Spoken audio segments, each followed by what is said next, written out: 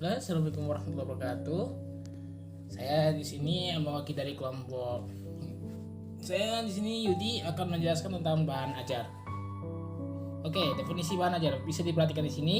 Bahan ajar merupakan segala bahan, baik berupa informasi, alat maupun teks yang disusun secara sistematis yang memberikan sosok utuh dan dari kompetensi yang akan dikuasai peserta didik dan digunakan dalam proses pembelajaran dengan tujuan perencanaan dan penelaahan implementasi pembelajaran.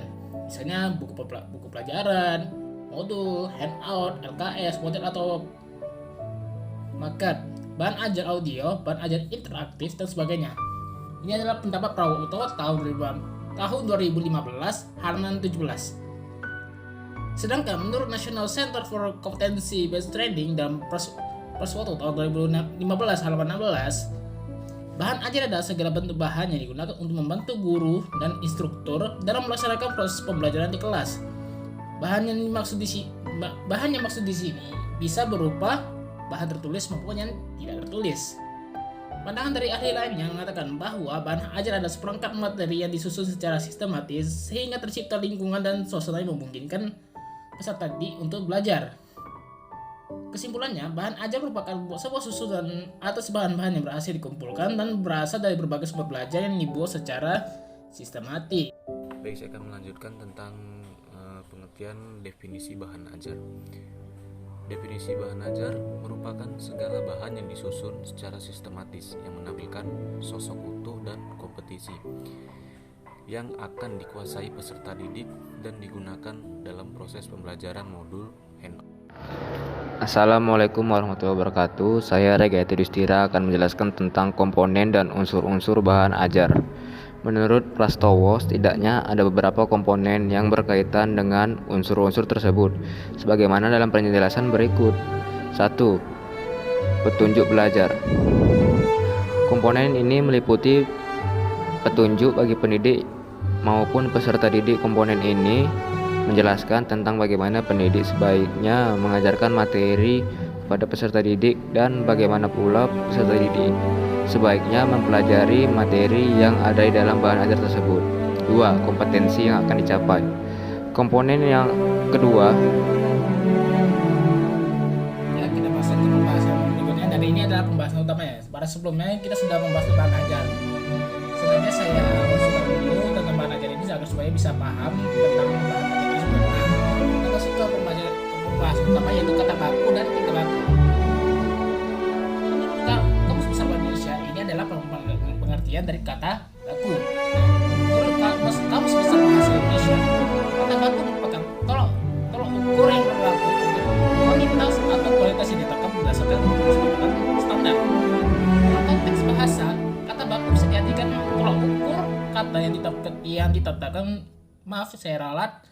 ditetapkan berdasarkan kesepakatan standar.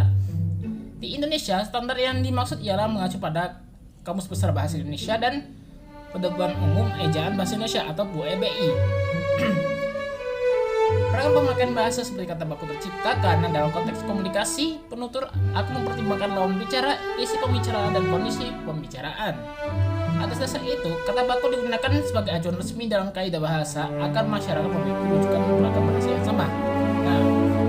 Nah, ini adalah merupakan kata yang digunakan dalam lingkup formal. Ya seperti kita ketahui bersama, lingkup formal itu meliputi seperti pemerintahan,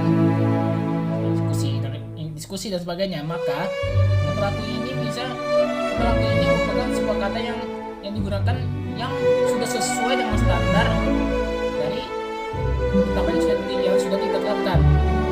Nah, masuk berikutnya yaitu kata tidak baku. Nah, kata tidak baku ini adalah kebalikannya dari kata baku tadi.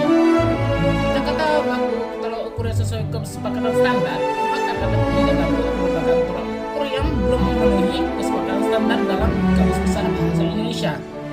Biasanya kata tidak baku digunakan karena kebiasaan penutur dalam mengucapkan kata-kata yang dipengaruhi oleh dialek daerah ataupun kata serapannya masih asing. Misalnya kita mengucapkan kata antri, padahal seharusnya diucapkan adalah kata antre. Padahal dalam bahasa kata baku yang tepat itu adalah antre, bukan antri. Kasus yang sama juga terjadi pada kata apotek. Ada seseorang yang bilang apotik, seharusnya nih yang disampaikan itu adalah apotek, bukan apotik. Nah, perkembangannya kata tidak baku secara perlahan mulai disandingkan dengan kata baku. Agar seluruh masyarakat Indonesia menggunakan bahasa dengan kata-kata yang baku dan tepat. Nah, berikut ini adalah contoh-contoh kata baku dan tidak baku dalam sehari kita. Mungkin dari kita semua nih lebih dominannya itu pakai kata yang tidak baku. Nah, jika kita berada di situasi yang formal seperti yang saya sebutkan tadi, nah, maka itu harus digunakan bahasa baku. Kita lihat praktek itu merupakan kata bakunya. Nah, kan sering kita bilang itu kita bilang seperti ini. Hari ini kita akan mengadakan praktik. Jadi itu kata-katanya tidak baku. Contoh berikutnya adalah nasihat. Nasihat itu merupakan bentuk kata bakunya. Kalau tidak bakunya namanya nasihat. Sering kita jumpai dalam buku-buku agama ataupun semacamnya itu. Pertama kata nasihat seharusnya yang ditulis itu adalah nasihat. Dan contoh lainnya adalah izin. Izin ini biasanya itu sering kita jumpai dalam percakapan kita sehari-hari. Misalnya seperti kita dalam chat WhatsApp biasanya ini saya izin hari ini ya tidak masuk ya. Nah, kata izin itu adalah kata yang tidak baku. Seharusnya J itu diucap harus J ini izin ini harus diucapkan huruf Z bukan huruf J. Sekian video dari kami tentang bahan ajar kata baku dan tidak baku. Mohon maaf jika ada kesalahan. Kami akhiri. Wassalamualaikum warahmatullahi wabarakatuh.